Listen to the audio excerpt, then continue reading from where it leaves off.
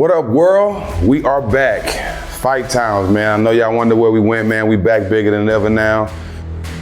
I said whoever got next is fine with us. Shout out to DraftKings. The team is back. You know, I know y'all been wondering where the boxing show was. We thank everybody for accepting us and letting us in the boxing space. But today, man, this is definitely my best episode that's gonna really solidify me in this boxing space, man. I got the legend, the one and only pound for pound GOAT, Roy Jones, bro. Thanks for being here, my boy. They don't know we go back. They don't know it at all. We go way back. Well, how's life treating you right now? Life treating me good, man. Just enjoying the sport, enjoying life, period. And you know, I always love when I can give back what God blessed me with. You know what I mean? So God blessed me with the skills of boxing, with the sport, with the field, with the love of the game, and to be able to come back with you guys and give back to the sport itself, it's a beautiful thing for me. I've been seeing a lot, not even the guys you train on your own, but other boxers, when they going through some ups and downs or when they need to add something to their game, they starting to come to you more and more now, which I think they should have been doing. How you accepting that?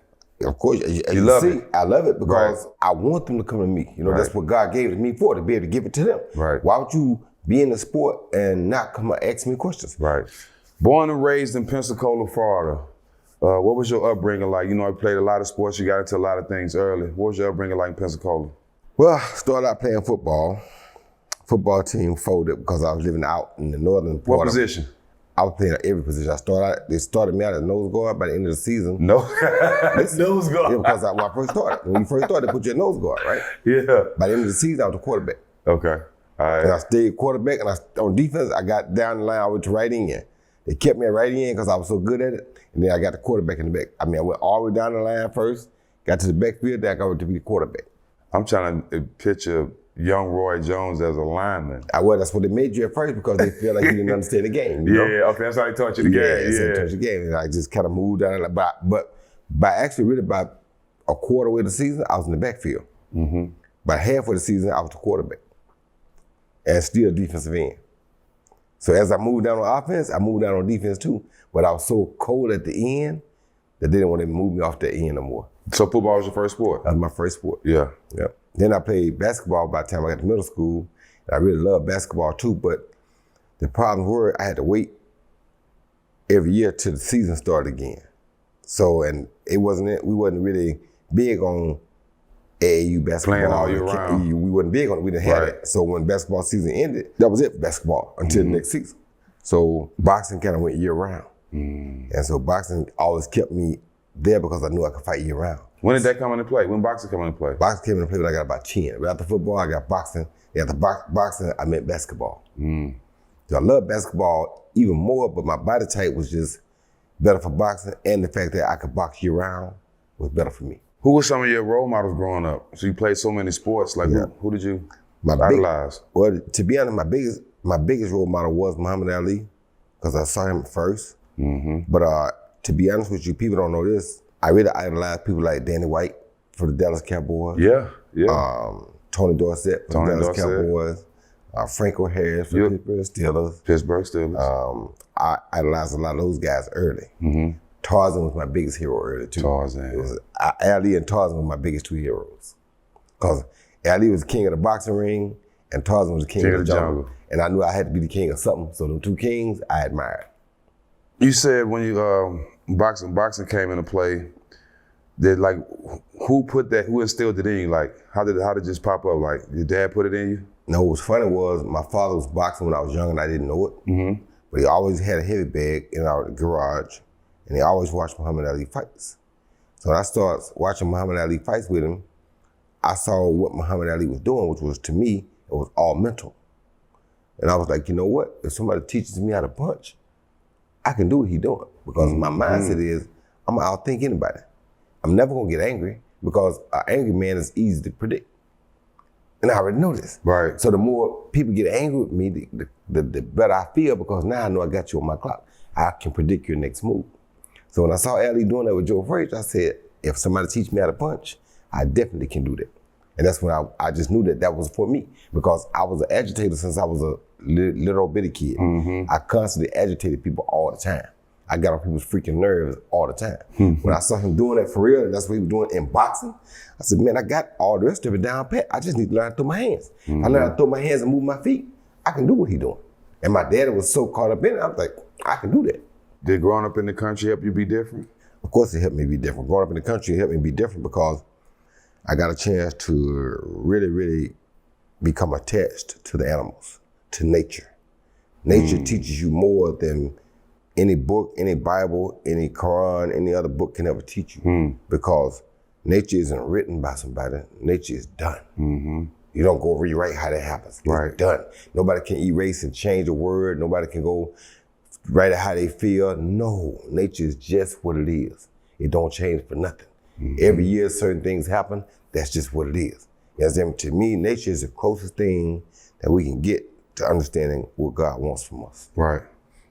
And it's pure too. Of course, and they can't change it. Nobody we know can go out there right now and make that sun, that sky go to dark. And they trying to change the weather, but they can't do it. They can't do it. God's work can't be duplicated. Right. It's unchangeable. Growing up training, did you always train in Florida? Like you got Florida, you got a lot of fighters that go Big Bear and go different places and train. You always train at home? No, I went different places too. But let me fix that for you. Growing up, learning the roosters and learning how they reacted and learning how they were their own person. Every rooster is his own man. So it's more like boxing. In boxing, you gotta be like a rooster. Every boxer is supposed to be his own man. So being that, you don't go to camp where everybody else training at, because you're really not supposed to get along with everybody else. Right. You understand me? If I go to camp where everybody else training at, I gotta be the boss there too. So who you think will not have a problem with me? Everybody gonna have a problem with me because I got a problem with all y'all. Right. Right, to be the boss. You understand where I'm coming from? Yes, sir. I got a problem with everybody here. If I ain't the best one here, then I ain't supposed to be here. So I didn't go to camp with Big Bear and with everybody else for training at because y'all are getting along there. I'm not getting along with y'all. I'm not here to this is boxing. This is solitary. I'm here to beat y'all. Yeah. You understand me? Yeah. I'm not here to get along with y'all. So that attitude, you don't like today's NBA, how everybody friends and working out and all that. I don't agree with it either. We from the old school. We under the old law. I hate that. Yeah, me too. I hate that. Now, let me draw a bit of understanding to what I'm saying though. If Kobe going to hire Olajuwon, who's way past him, that's different. You feel where I'm coming from? That's one thing. But to go team up with people that you playing against and work out with them for something? Yeah. No. On the same moves. No. I know what you're working on when we play against each other. No. No, that ain't how that go. We supposed to be out here trying to compete. Right. The world pays to watch NBA because they want to see us compete. Right, exactly. They don't want to see us all together. They want to see that. You get more people watching the Summer Olympics or when the Dream Team get together and play than you would the regular season. But you don't get that. Why? They want to see competition. Yeah, every game. That's why we love Anthony Edwards. You feel me? Every game. And that's why I told people, people sleep on it. Him with two 7-footers, they finna get your call you want. I don't care what your guy. They ain't got enough calls. One him is a competitive dog. Exactly. You understand me? If you give him anything to help that he can work with, just like MJ was, give me a little bit to work with, y'all can have a problem. He don't need as much as everybody else needs. Yeah. All he needs is a little bit to work with, and he got y'all. He gonna carry. Because he got this. Yeah. You understand? That's what's different. Kind of animal. Yeah, we ain't seen that. Different kind of animal. You remind me, I got a couple homeboys, Monte Ellis, and we all from the country, we all from the South, but it's hard when you start reaching a little success to avoid getting caught up in the glitz and glam and all this stuff. But you somebody who mastered it. You've always stayed Roy Jones. You never fell into it. So how did you master being able to stay old country Roy Jones and not get caught up in the success? It's very difficult. Very.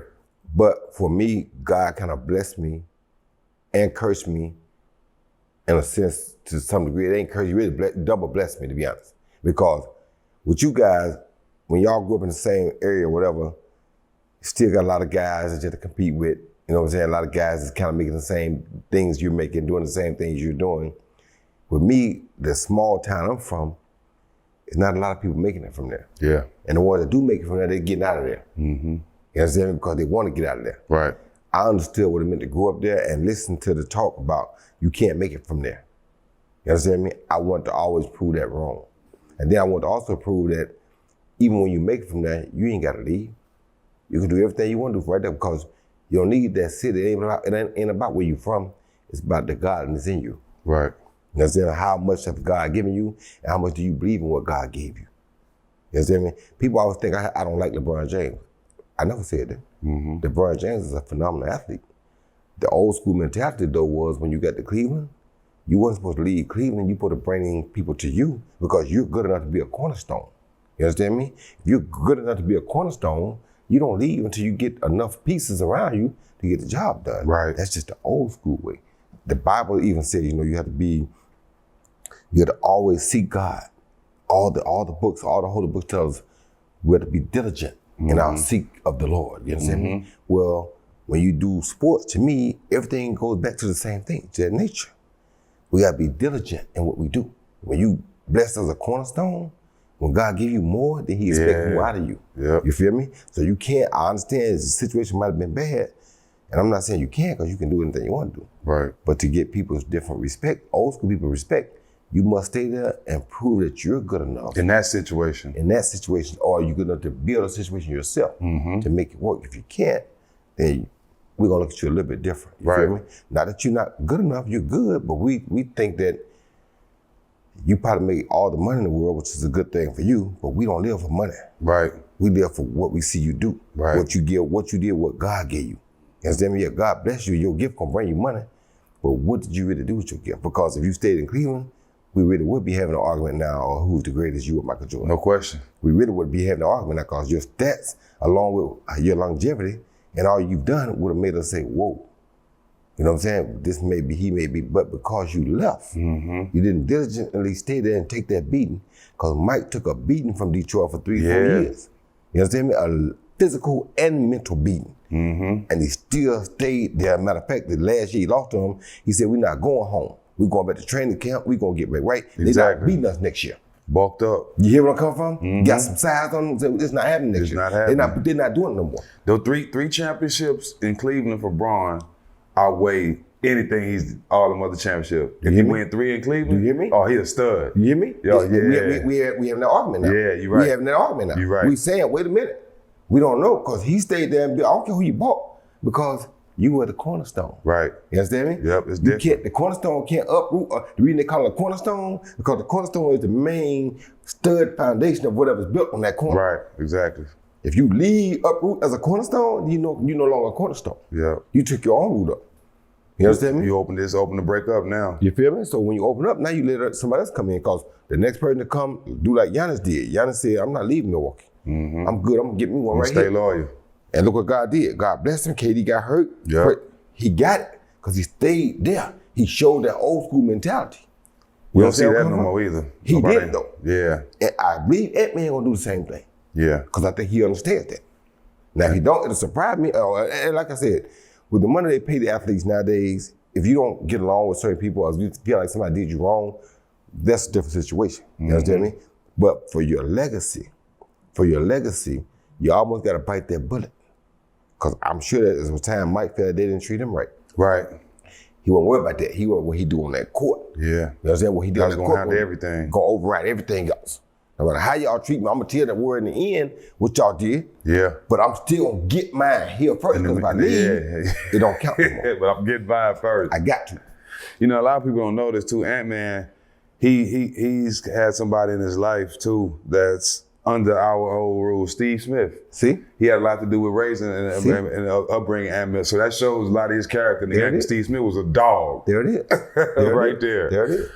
Why is Florida the hotbed for so many fighters for boxing and for MMA? You know, you got guys like Antonio Tarver, Keith Thurman, Andre Berto, Erickson Luba, Kimbo Slice, Jorge Masvidal. Like it's become a hotbed for fighting. Why do you think Florida is? It ain't just become. What people don't realize is even back in the day, Florida was a hotbed for fighting. We just didn't realize or didn't understand their names. But before I got to be who I was, even as an amateur, when I first started boxing, the best group of boxers, the best names of boxing were in South Florida. When I first became an amateur fighter and got on the scene, Clifford, Bernard, and Donald Gray were all three ranked high in the United States boxing. The Gray brothers were the stuff. The Gray brothers, yeah. They were the thing in amateur boxing. They from right there in Boynton Beach, Florida. So when you get that connection, everybody starts to kind of learn what it is to be a winner in boxing because they're around it. So we grew up around people that were already, it's like playing for the Pittsburgh Steelers. You go in there, you're around an organization that got winners everywhere. Yeah. They done won for years. And they only breed and raise winners. Mm-hmm. They know how to raise and breed winners. Yeah. So when you got that, right, that it's like Florida, we got year round we can play football. Year round we can play basketball. Because we don't get freezing cold. Right. In Chicago, you're not gonna be in the park playing basketball in December. Nope. You understand? It's just not gonna happen. In Florida, you play year round. The further south you go, the more year round you can play. Right. Where I live in December, January, we gonna get some outside days, but some days we ain't gonna be able to go out there and get on that basketball court because it's gonna be too cold. Yeah. In Miami, you're gonna play basketball every day outside you want to. Just doesn't matter. So Florida is an automatic hotbed for any athlete because we don't have shut-in months. Yeah. You understand me? Every month we can go get it. Get outside. Even when it's cold in my gym, we gotta go get it. Shifting to the current state of boxing, we're in Miami and we're gonna eventually spend some time with the Mexican monster, Benavidez. What's your take on him? I like him. I like him because he takes on all comers. You know, and don't get me wrong, people with different price brackets can do different things. Right. But the real ones don't worry about the price bracket. They want I want to scratch. You feel me? Yeah. They want to scratch. They want to know that I'm the one. Mm-hmm. You understand me? So it's like, when you like that, is one thing. When you're a businessman, we've learned to respect that too. Because Floyd taught us how to be a businessman, how to respect being a businessman. He did. So we learned to respect that too. But us old school, we're gonna respect that scratching more than we respect that taxing. You feel me? And like he said, he said it best. He said, I live for currency over legacy. Yeah. Old school, we went for legacy because it wasn't be enough currency anyway, so we didn't care about that. We didn't worry about the legacy. It makes sense. Make it, but we wouldn't worry about that. We just went out legacy. Because we know with legacy, currency may always come, or it may not, but they're not gonna forget legacy. They may forget the currency, they're never gonna forget legacy. Yeah. Legacy gonna last forever. You feel me? So when did you first hear about Benavidez? It's been years ago. When he was an amateur, I heard a lot about him. I heard a lot of talk about how good he was and how he was gonna be a monster when he turned pro, and he turned out to be just that. The guy's he's an extraordinary fighter. He's very different because he's so tall and he throws so many punches, and he can throw fast punches, he can throw powerful punches, he can do a little bit of it all. And you like guys with that big catalog of what they can do. Mm-hmm. That's what I like about Bud Crawford. He got a large catalog. If you don't even go to the skill level, you just stop at, just look at him off top. He can fight left-handed going forward. He can fight right-handed going forward. He can fight left-handed backing up. He can fight right-handed backing up. He can fight left-handed toe-to-toe. He can fight right-handed toe-to-toe. That was 6 things he can do already. How many of those things have we ever seen Earl do? Just the one. Push, pressure. Just the one. That's all we saw. Yeah. So you down 5-0 already. Because that one, the 6 he can do, and that one you can do, okay, now you up 5. How you gonna beat him? You'd have to get lucky and knock him out, but we never seen you beat a one-punch knockout punch either. Nah, I haven't. So that's not gonna happen. Right. What's the chance of that? So how you gonna beat him? Yeah. You feel me? That's all I was saying. Mm-hmm. You know, and I don't want to keep going back to that. Nah, I'm not trying to talk bad about him. I'm trying to explain to you why the different mentality. Right. Yeah. And I think that's what you have way more experience than me, but I think for me, that's why I respect so many different fighters in different ways. And like, even when we first talked to you, you said something about Salvador Sanchez. I went and looked him up and I would start watching his fights. Yep. And when you said that, I was just laughing, but bro, he was cold. Listen. He was cold. The coldest thing about him, you go back and watch this. Between round 1 and 2, when he get up, he jumping around. Between round 14 and 15, it's the same. Same jump, yeah. Oh yeah, yeah. It's the same. Yeah, that's the thing too. They would fight 15 rounds. And he fought every one of them the same. He didn't never decline. He fought everything right there. Everything. Even kill. Everything was right there.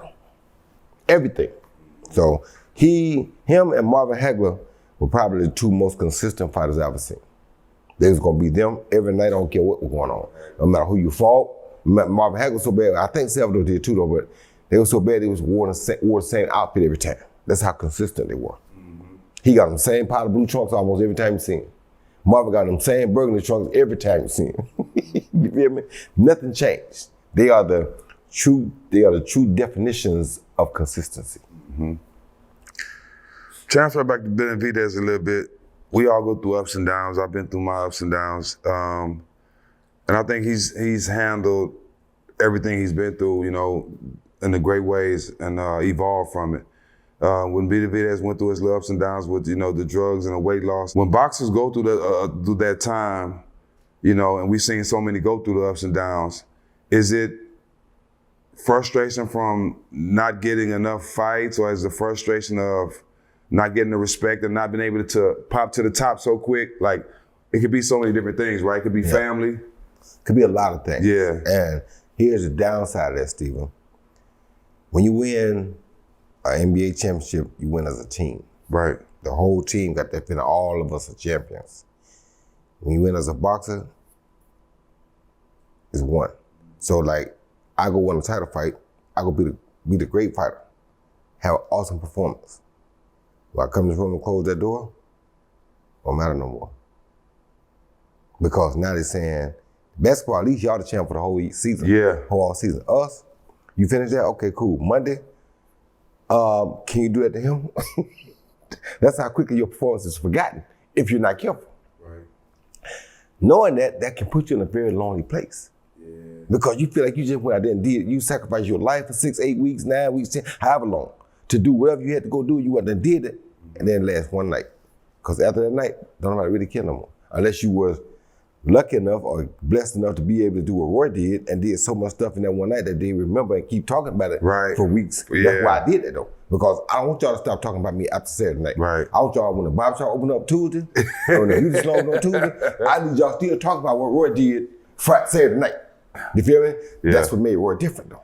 You understand me? 2 people, 3 people really, Ali, they gonna stop after Saturday night. He gonna give you something that you're gonna still be talking about come Tuesday. Mm-hmm.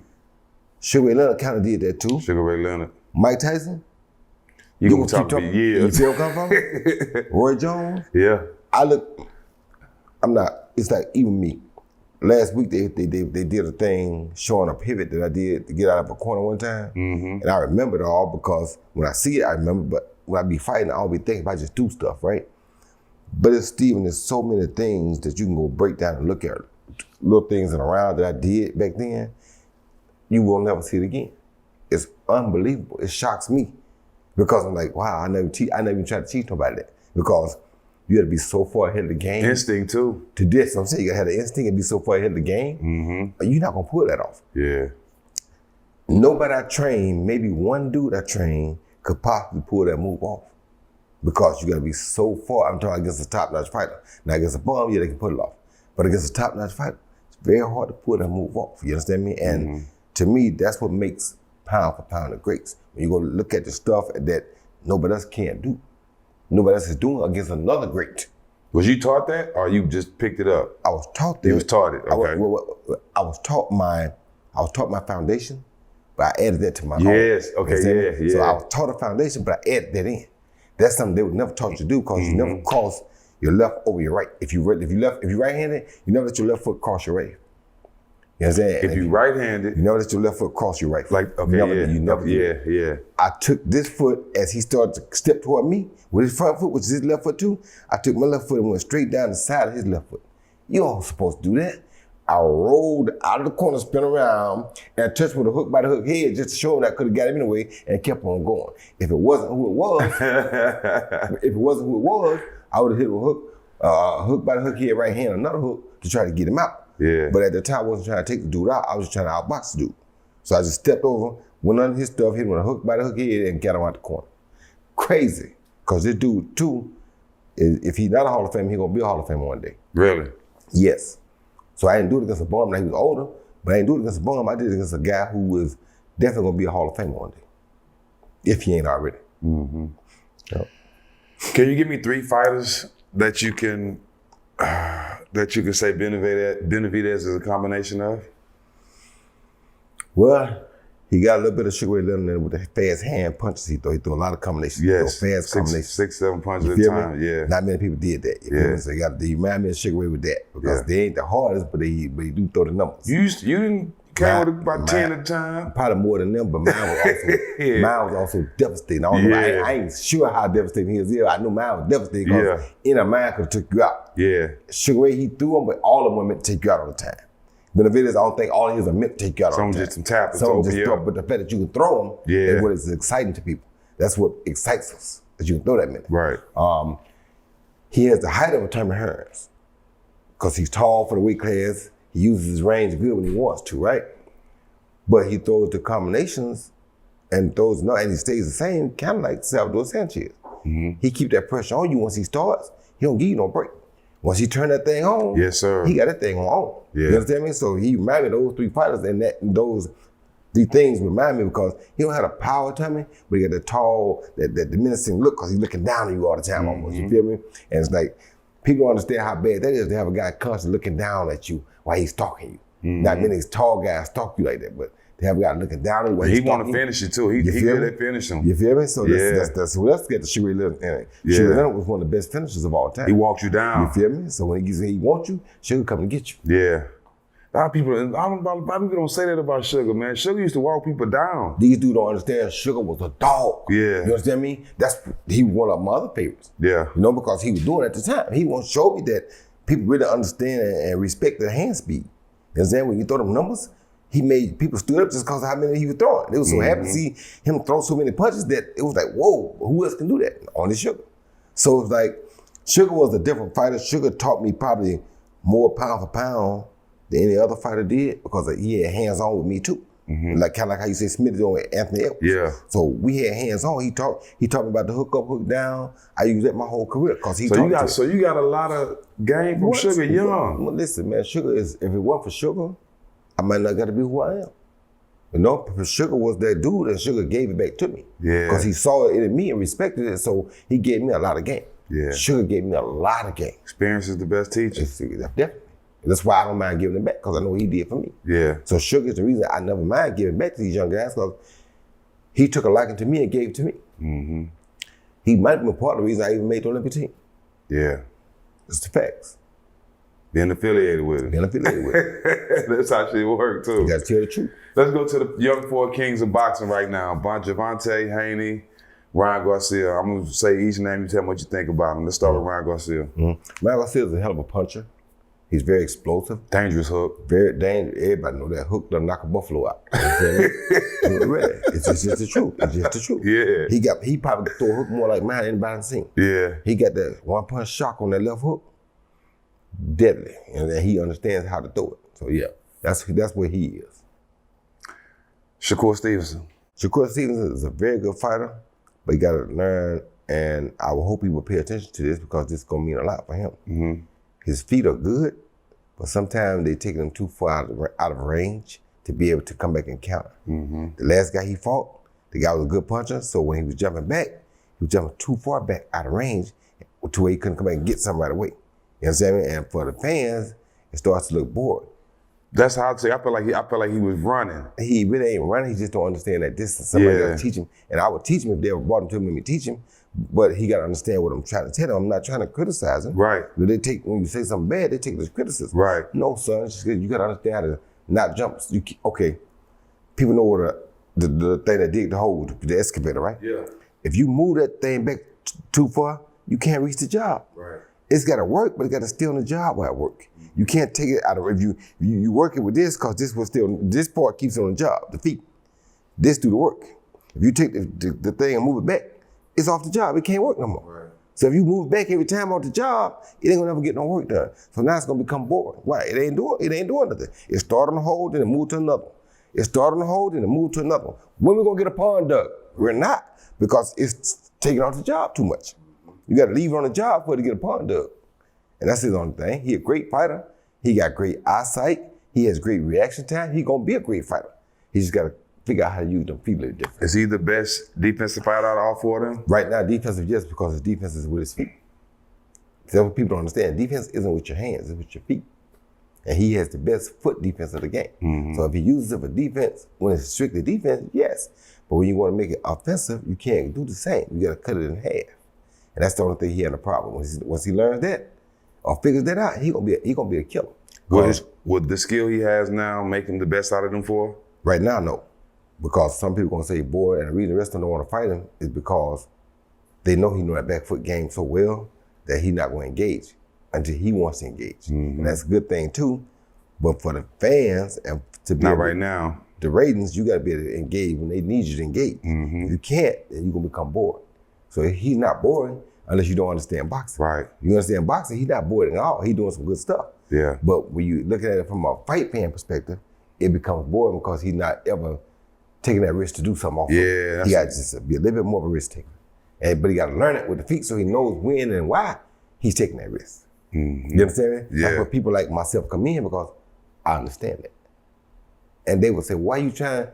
The reason I don't say much more, Stephen, because I don't never want guys to think I'm trying to. You hating on them. I'm trying to take your this is training. knowledge. That's all it is. Yeah. And if you said, hey, I want to come spend some time, I'll pay you to come.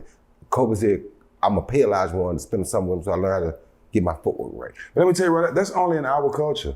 Because if you go to the doctor, right? If anybody go to a doctor that you never met, never seen him cut on nobody, never seen him do no operation, and he sit there and say, well, ma'am, I just looked at you, I got to do this. You're not going to question him at all. You're going to come here on time. You're not going to eat. He's going to tell you not to eat. You're not going to eat and do everything he say. Yep. You ain't never met this man before. But we've seen you at the top of boxing. Doing all this. Why we wouldn't take your, you know what I'm saying? So it's only in our culture where people take it as hate instead of taking it as advice to try to help people. You know what I'm saying? And you know what? We've learned as men, especially us, we from the old school. We know how to disagree, but still keep the respect there. That's all you know it what I'm is. saying? That's all it is. It's all it is about respect. But I wish, guys like you, when I was playing, I had Steve Smith, but I wish guys like Jordan and stuff would reach back to, you know what I'm saying? These basketball players, wish Jordan would call and be like, look, man, I see you doing this. Why don't you do this? You know what I'm saying? People should embrace that more. If they ask, I tell them. Anybody ask me, they know. If you ask me, like you ask me now, Yeah. you ain't never heard that before. Right. But I'm going to tell you the truth because I want them to hear it too. I'm not talking behind your back. I want you to hear it too. Yeah. Because this is what has to happen. And they can always come to you. We can fix it. Yeah. I help you fix that part. I don't mean you're going to win. Right. But I think you can fix that part. Yeah. You know? Devin Haney. Devin Haney just got to work back on his power a little bit. I used to train him back in the day when he was 16. Yeah. So he got a lot of tools, but he got to sharpen his power up a little bit if he's going to stay in boxing because He's not a threat no more. he's not in power. You got to have that power. You don't have that man power. He's growing. He's only 24. But I really kind of want to get him back. I told one of my guys, when he come out of training camp, bring him with him because I want to get his power back sharp like it used to be.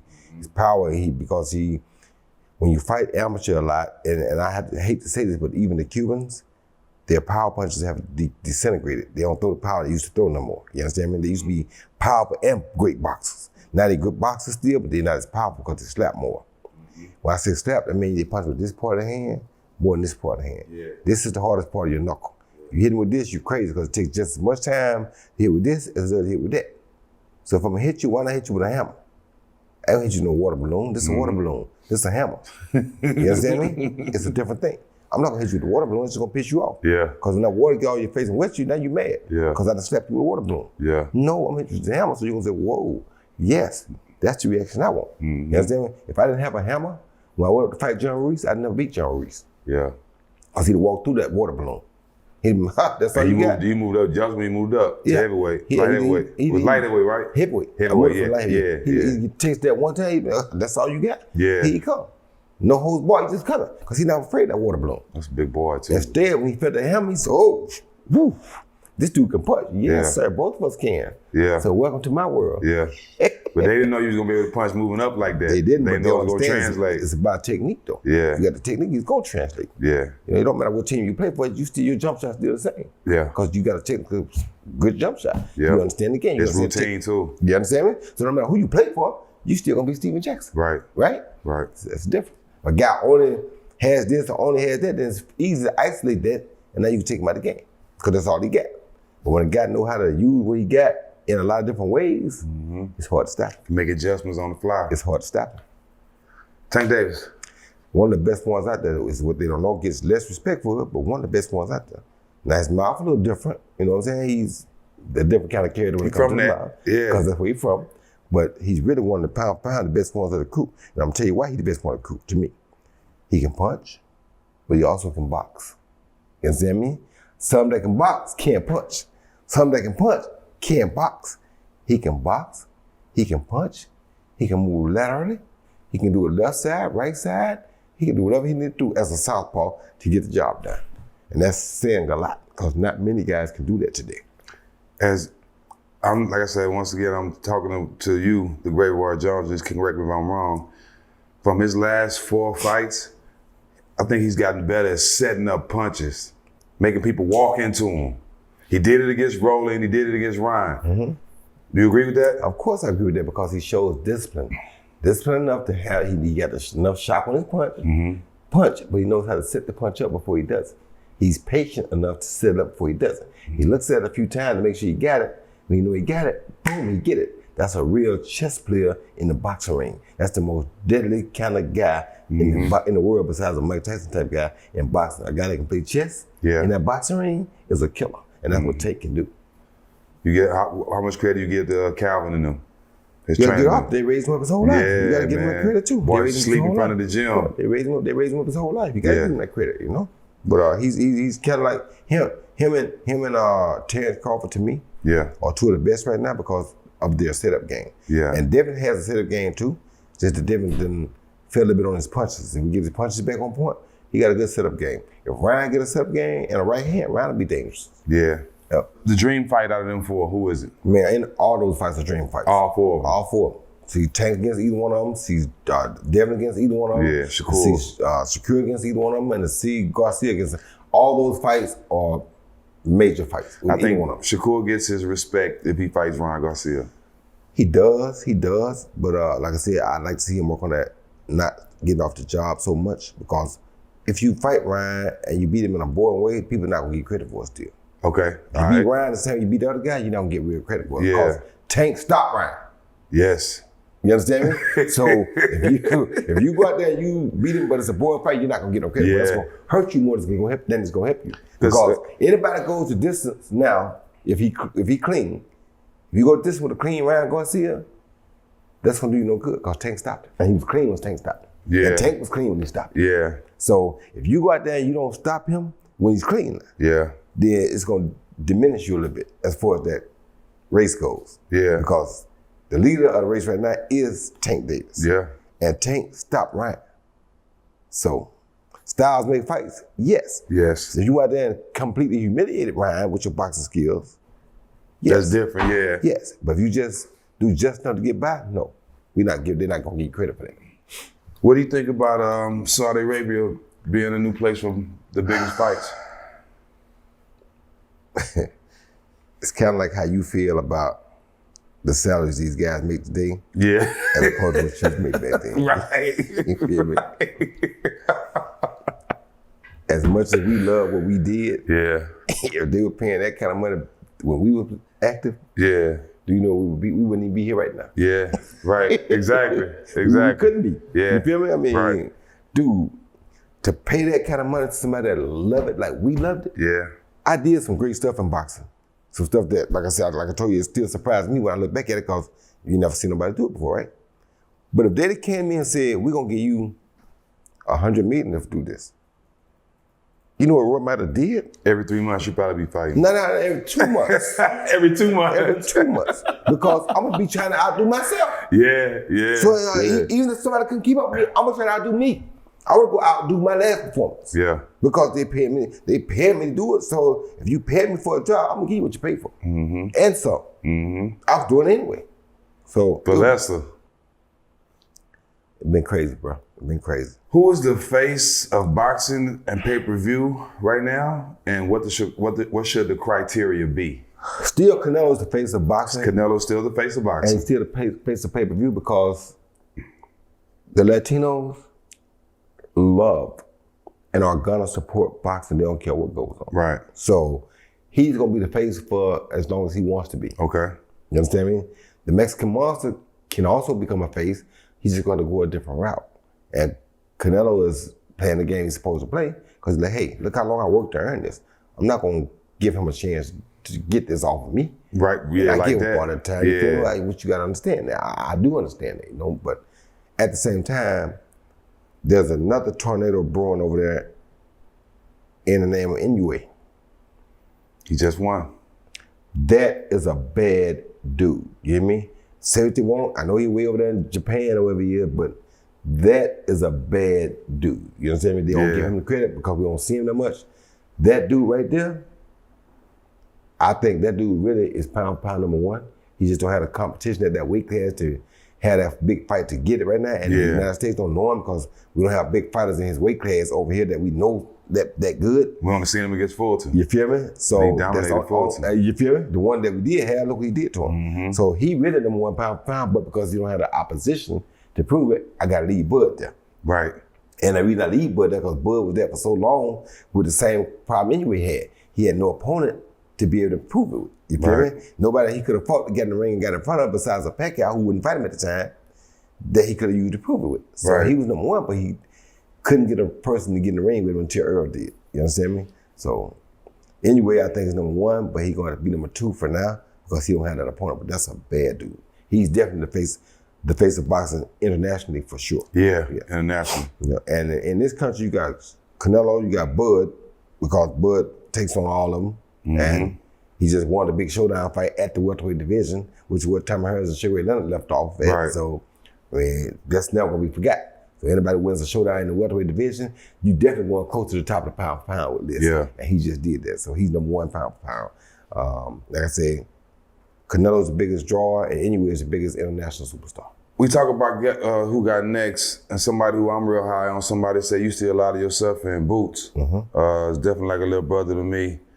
Just signed a new multi-year deal. What's your take on Boots and his future? I think he's next up. I think he's next up. And the good thing about Boots is he's so good, and he got a lot of guys that's coming to him. Because Devin will end up in 147. Shakur probably will end up in 147. Teofimo Lopez is going to end up in 147. All these guys, as they get older, they come to 147. Well, he's already there. He's got to wait till it develops. And he's got the skill to be able to stay there until it develops. So Ryan wasn't a far off when he called out Boots? No, he ain't far. It was dumb to me, but... It was 143 for that fight. But let me tell you about Ryan. Let me tell you about Ryan. This is what Ryan banks on. Ryan knows that for him, he like Mike Tyson of that weight class. If he can hit with that left hook, it don't matter who it is, you won't have a problem. The gloves today are a lot smaller than they used to be yesterday. Was it 8 ounce, 6 ounce? The 8 ounce. 8 ounce, but the 8 ounce. But now, back in the day, the whole 10 ounces, 8 ounces was up in the knuckle part. Now they put a lot of that stuff back here. So it's almost evenly distributed. Yeah. You understand me? Evenly distributed 8 ounces is different from a heavy knuckle 8 ounce. Yeah. You understand me? Yeah. The cushion, if you look at them, they ain't have nothing back here. Yeah. You tired, you almost got a tie on your wrist back here. But up here was all the ounces. Now the ounces are distributed evenly. All the way through the glove. You understand me? This is a different animal nowadays. It's a different animal. It's a different animal nowadays. Let's shout out some women since we're talking about boxing. Clarissa Shields, Katie Taylor, Amanda Serrano, Alicia Baumgartner. Sinisa Estrada. Yeah. They're my 5 top. That's your 5 top? They're my 5 tops. Talk about the women boxing game right now. To me, Amanda Serrano is one of the dopest skill sets, has one of the dopest skill sets among women that I've ever seen. Katie has that dog mentality. Baumgartner? Now, Katie has that dog mentality. Baumgartner has that dog mentality too. Yeah, Katie too though. Her and Katie got that dog mentality where they just refuse to lose. They coming at you, they don't give a care at all. I think those two are the biggest dogs. I think Clarissa has the overall skill right now. Man, she got overall, so she probably know overall skill because she has overall skill set. I think Sinisa and Serrano are the best skill ones when it comes to skill for skill. Those two are the top. Yeah, I think Katie and the girl Baumgartner are the skill and dog combined. Yeah. You understand me? Combined. They got skill and they dogs with it. Yeah. You feel me? And I think Clarissa got it all. Kind of got the whole package better than all of them right now. Yeah. So she's the face of boxing women's side? I think she's the face of the boxing the women's side, and because of her weight class, she's been able to go to the higher weights. She's been moving up, And the higher weights is what's going to produce a bit more action, because people think when you're bigger, you hit harder, which is true because you got more weight behind your punch. Yeah. So she gets more credibility for that, you know what I mean? Whereas the Baumgartners and the Katie Taylors, we don't see a lot of knockouts yet, which we want to see more of. Same with Sinisa and Amanda, we don't see a lot of knockouts. We want to see them, but we don't see them yet. But it's like, they come in, it's just going to take time. Dream fight, Clarissa versus Layla Ali. Who wins? That would have been a very good fight to see. I'm telling you, that would have been a good one, huh? Yeah, it would have been. Because to me, Clarissa has expanded her horizon so much as a professional. I think she covered a little bit more ground. But Layla did it at a time when nobody else was doing it like that. Yes, sir. So you can't just take that. And with the pressure of her dad being who he was. She still did it, you feel me? So it says a lot. So it's a you pick 'em, but it would have been a tough one. I would have loved to see though. Yeah, me too. Yeah. Let's move to the Jake Paul-Mike Tyson fight. So it's fully sanctioned now. Everybody was trying to figure out the rules and what was going on, so it's fully sanctioned now. And the loss or win will go on their permanent records. What's your take on this fight? It's a tough one, man. It all depends on what Mike does. Because if Mike gets in... So you taking this as a real fight? Yeah, of course, it got to be done. Okay. You know what I'm saying? All depends on what Mike does. So they cut it to 14-ounce gloves. Yep. They cut 2-minute rounds because of his age, I'm sure. Right. So if Mike gets in shape to compete them 2-minute rounds for 8 rounds, it's going to be hard for anybody. Yeah. I was just not with him in 2020. Ron said it's going to be hard for anybody. Yeah, because if he in shape, it's hard for anybody. But now the good thing for Jake, and that Jake done beefed up to 230. Yeah. Or 240, I heard. Yeah. If Jake has that much weight on him now, it could be a little bit different animal because he has more weight than Mike gonna have, or just as much, to be able to push Mike around. I wasn't big as Mike, I couldn't push Mike around. Yeah. He can't. That makes it different. Mike has a little bit different mentality when he's being pushed around than he does when he's allowed to come at you. You understand me? So now they kind of balancing the playing field by allowing him to gain that much weight. Because if he can sustain 3 or 4 rounds, he can win the fight. But them 3 or 4 that he got to sustain, gonna be very difficult for him to sustain. That's what Holyfield did. Mike pushed him around. Yeah, of course, but Mike still punched like an animal now. Yeah. So if you can push him around, you got him. But if you can't push him around, you're gonna beat him. With this fight, like, a lot of people saying, well, Jake is being a publicity stunt, but like people like me, I see him taking the sport serious. I never thought of seeing Jake as the champion of the world, nothing like that. But as far as he's taking the sport serious and he's taking on fights that a lot of people wouldn't take, right? So do you look at this fight as a real fight, or you look at this as just entertainment? I look at it as just entertainment. Okay. Even though Jake is taking boxing. You gave us both. Right. Even though Jake is taking boxing serious, the fact that he's taking boxing serious is why I'm telling you, if he get past the 3rd or 4th round, he actually can win it because he is taking boxing serious. Yeah. That's why I say that. Right. But it's definitely entertainment too because of the fact that he's not really a true boxer and Mike is 58 years old, kind of balances the playing field. Yeah. So that becomes instant entertainment. You understand me? Because we know Jake and his 26-year-old and Mike is 26-year-old. Okay, if Jake was 300, it wouldn't matter. Yeah, it wouldn't last for 2 seconds. Exactly. But now that Mike is older and Jake is bigger, it gives us something to look at. So that's why I say it's more entertainment. Gives him a chance. You feel me? And the fact that he's taking boxing so serious gives him even a better chance if he gains that much weight. Yeah. So if he's the bigger man and he's the younger man and he has taken boxing serious like we know he has, is Mike gonna take it serious? Because if Mike don't take it serious and don't knock him out in the first round, he's gonna look bad. You feel me? So that's why I say depends on which Mike shows up. They look at having the loss column, the O and the loss column different these days. Some fighters don't care about belts. Some of them just want the big fights and the money. Some fighters want to be undefeated and still take pride in being the best and not having no loss. What's your take on that? You got an O, you probably took no chances. You probably took no chances. You got an O, you probably took no chances. If you got an O and you took chances, you're a bad dude. And how many people can say that? Not many. Tank can, but not many. Yeah. Not many. You know what I'm saying? But if you got an O, you to me, either you're a bad dude or you ain't took no chances. Because if you take chances, it's always somebody out there bad or somewhere. Is it the same chance at taking it when the guy is 28 or 37? No. Did Floyd take the same chance fighting Pacquiao when he fought him? Then fighting him, he could have fought him earlier than that? That's why he didn't take no chance. Yeah. He waited till he got knocked out. That's what I'm saying, yeah. You don't get credit. They wouldn't give me credit for that. He fought him after Marquez knocked him out. They wouldn't give me credit for that. That's why I said I had to fight James when I fought James. Yeah. I wouldn't give him no good. I had to fight James while James was still 44-0. He was an animal. Or I don't get no credit for that. Right. You know what I'm saying? I got to fight when he at his best. But for me, to feel comfortable, if I fight you after somebody's to knock you out, I ain't do nothing. Yeah. I ain't do nothing. They already punch drunk. You feel? Well, he not just punch drunk, but somebody that's already tackle that task. Yeah. It's different. Yeah. You know what I'm saying? It's like God put Jesus in a Virgin Mary. Somebody nobody's ever touched. So if we're gonna do things miraculous, we should do it that way. Yeah. Do something that ain't been done yet. Ain't been done yet. Go beat a dude that they think can't be beat. Now you're doing something. That's authentic. Now you're doing something. Once again, I tell you, it's about nature. Thoughts on the great Ali inside and outside the ring? You had a chance to show in Pensacola during the Healing Tour in 1997. Can you tell us a bit about that experience? Man, that was the greatest experience of my life in boxing. The Healing Tour. Yeah, man, because he was trying to heal the world as far as hatred, racism, all those type things go, you know. And that's what bothers me even right now about the religious thing. When he passed, monks, Christians, Hindus, Jews, everything you can think of was at Ali's funeral. You understand me? Well, that's what he would have wanted. That's what he stood for. Yeah, because he wanted us all to know that, first of all, we're all people. And we all serve one God. Right. Now, all the other stuff is cool, but we gotta remember that we one people and we serve one God. One God. You understand me? And some people believe Jesus was the Son, some people believe Jesus was not. All that stuff is still arguable because we don't have no constant proof there that we can look at and see. Some of us that feel it know it. Right. But some don't see it, some don't have that feeling. Right. You can't get mad at them for that. But at the same time, Ali was a guy that when he died, everything he stood for came to fruition.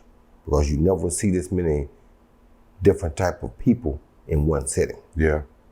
You understand me? That's what he wanted to see in life. He wanted to prove that we're not saying we're better. He the heavyweight champ of the world.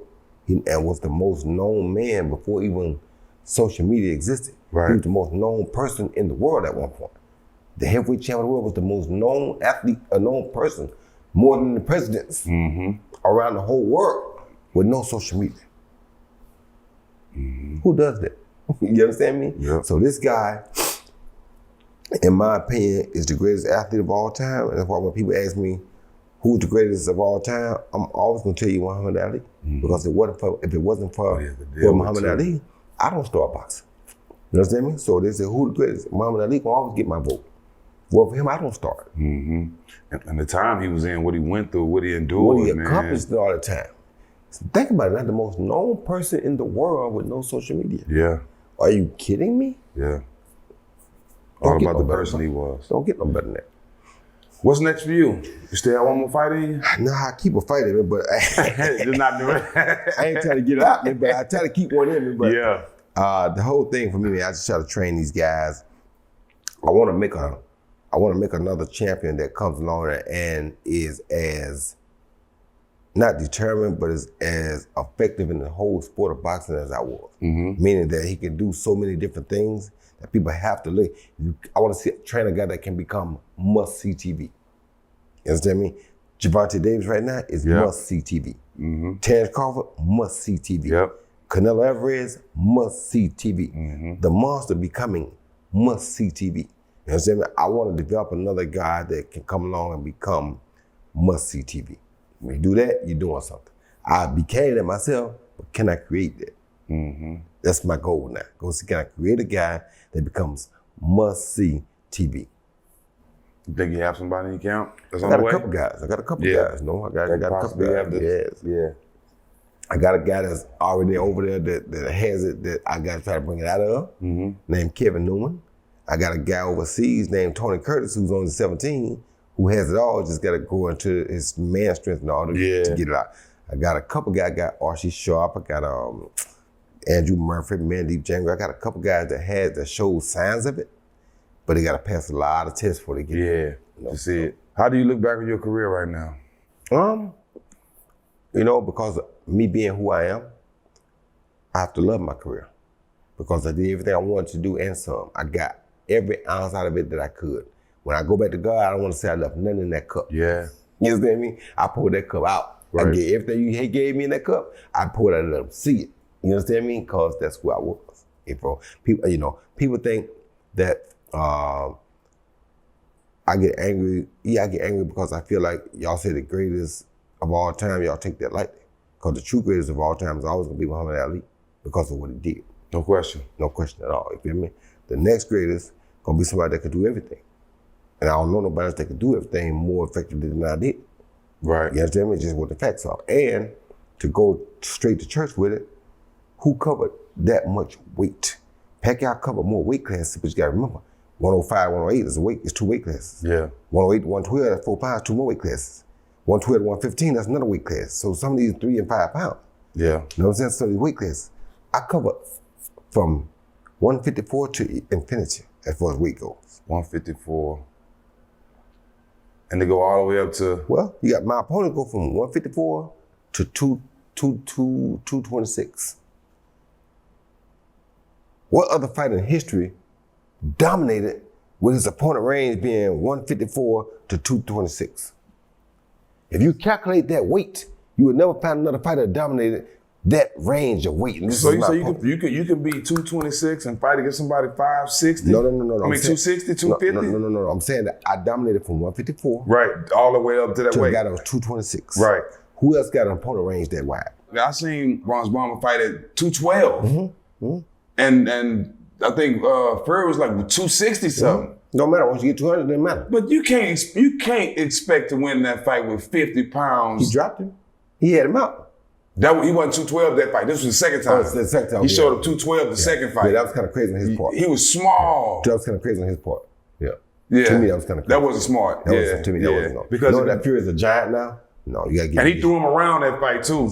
Kept knocking him down. And you can't do it because he's too big. You know that coming in. That wasn't too smart to me. Yeah.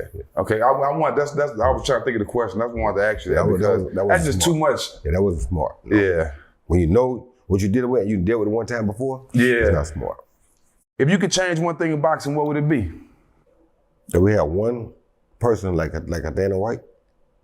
If I was Dana White, boxing would be different because now I would take the right time, but Dana White makes sure the top guys fights the top guys. And they can't argue because he's the boss. Yeah. Us, the boxing up for grabs right now. You feel where I'm coming from? And that's the bad thing. So we had one person, a Dana White in boxing, that could say, okay, this is how this gonna go. He gonna fight him, the winner of that fight gonna fight him. Now the fans got something to look forward to. They know when this happened, they almost know what's gonna happen. Sometimes the fans even say, hey, we wanna see this fight. They don't give it to him. They don't give the fans what he think they wanna see. Yeah. Boxing don't do that. That's why UFC is kicking boxing butt right now. Because they're not giving the fans the fight they wanna see. They can get, and here's the other thing about boxing. When you hear commentators commentate boxing, even back when I was commentating, I used to hate this and that's why I never did it, right? But when you see them commentate boxing, if a guy loses, all they talk about is how bad he lost and how no good he is. They don't talk about this other guy could have been a killer. Right, how good he did. They better talk bad about the guy that lost, that everybody knows. They better crap on him. They talk about how good this new guy has come to be. And then how that if this guy go fix this and fix that, it could be a different fight. Or let's go take this guy and put him against this guy to see if he does still have it or not. In boxing, he lose, or he going to the back of the bus.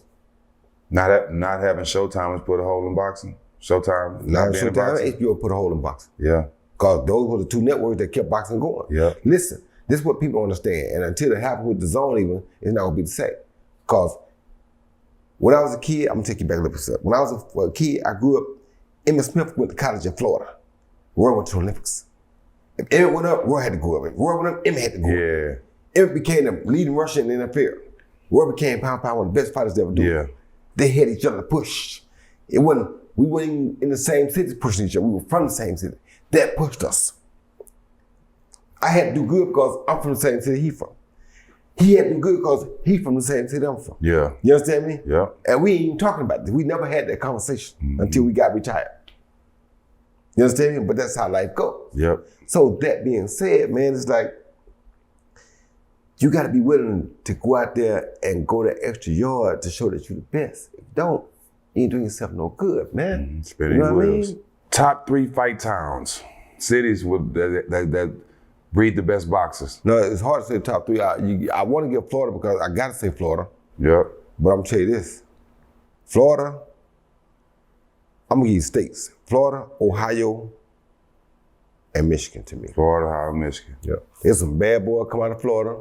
There's some bad boys come out of Ohio. Yeah. And there's some bad boys come out of Michigan. You understand where I'm coming from? So them gotta be the lead 3 for me. Yeah. New York ain't bad at either now. They got a lot of, but when you think about it state for state, Florida. Texas just starting. Texas just getting started. They ain't got no legends there yet. Yeah, no. Florida, Cincinnati, Ohio, or the state of Ohio, and Michigan. The only Texas legend was George Foreman. And George Foreman from Texas? Yeah, he's from Texas. Yeah. Top 5 fighters from Florida. That's a good question. I gotta see. It's a very hard question. I knew that was gonna get you. I can't do that. all I can say, I'm the king of Florida. I'm number 1 for sure. Yeah. But the next one is gonna be hard to say. It's gonna be hard to say. It's hard to say. Yeah. And you got Nate Campbell, Tarver. Jeff Lacey. One hook. Jeff left hook Lacey. Yeah, one hook, one time Keith Thurman. I mean, you got older fighters. You got the great boys I told you about. You got I can't think of my man.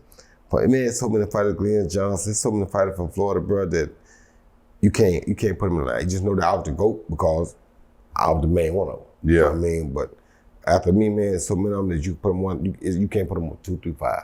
What's the undefeated? Winky Wright.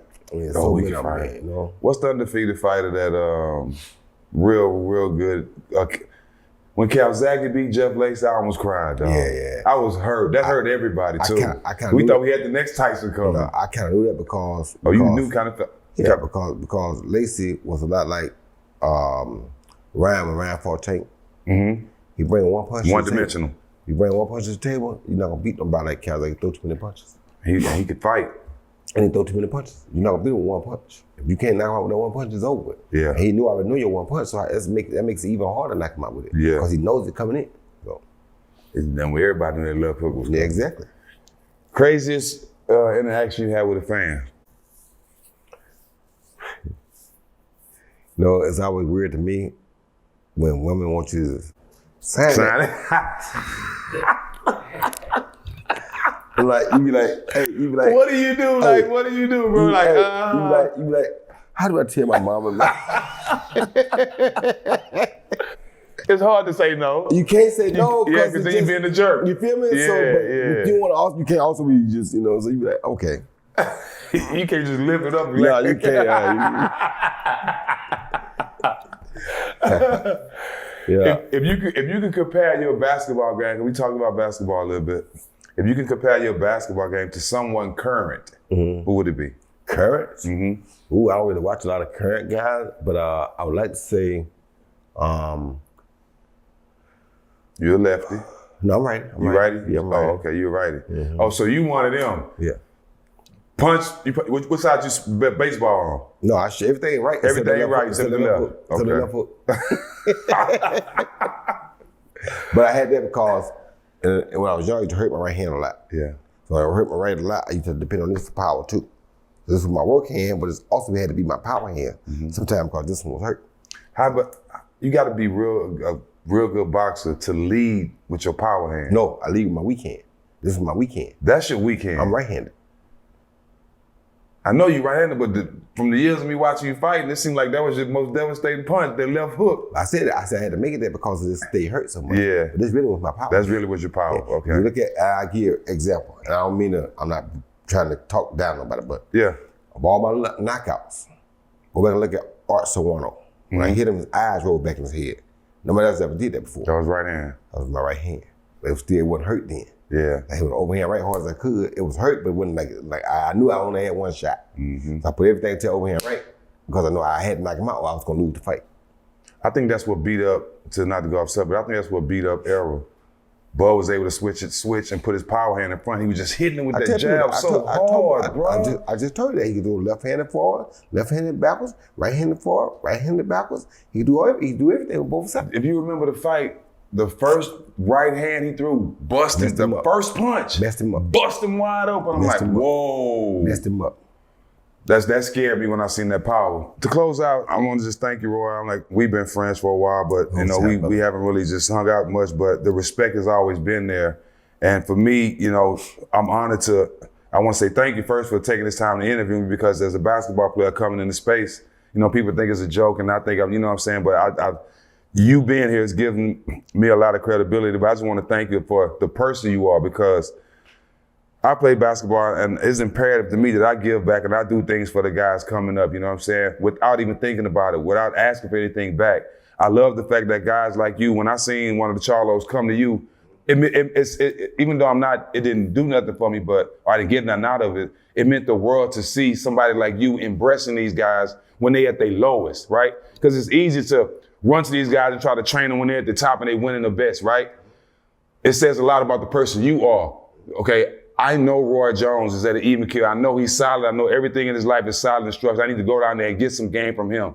a lot of people don't have the respect for other people to do that Right. when they're at the top. Right. You know what I'm saying? So that says a lot about what you and what they believe in, what you stand for them boxers to come down there when they already at the top, got all the money to still get game from you. Of course. So I like I said, that says a lot about who you are as a boxer, and I just want to personally thank you for coming on my show and taking the time, man. Thank you. And I want to say shout out to his coach for that too, because his coach contacted me and said, hey man, can you do something with He's him? from my hometown. You feel me? He said, I'm having a hard time. Can you do something with him? I said, man, send him down, run it. Yeah. Send him down, run the shields. Send him down, man. That's what I could do with him, you know? Yeah. And it worked out. And I didn't ask for $1. I just did what I did and let him go back and do what he did. You know? Yeah. So, and Shout out Ronnie Shields. I thank you for having me. And man, I want to say, thank you again. I followed your basketball career from start to go because I'm a basketball fan, as you know. And that's why I can respect what you're doing now because I understand how it is to be in one sport, but have love for another. Yes. You understand me? I admire y'all. We the same way. You understand me? Yeah. So I admire basketball. So it's the same thing. So I do appreciate that, man. I appreciate everything y'all doing. Fight Times be back, man. Miami